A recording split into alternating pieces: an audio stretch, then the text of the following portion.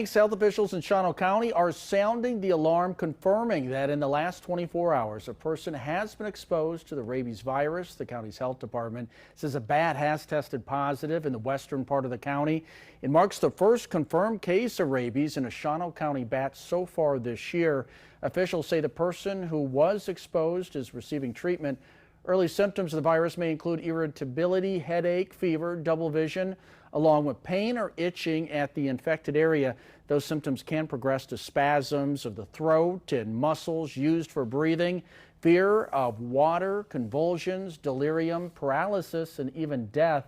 Often by the time those symptoms appear, it is too late to treat the virus. Also, if you do find a bat inside your home, never attempt to catch it or release it until you have spoken with your local health department, as testing may be necessary.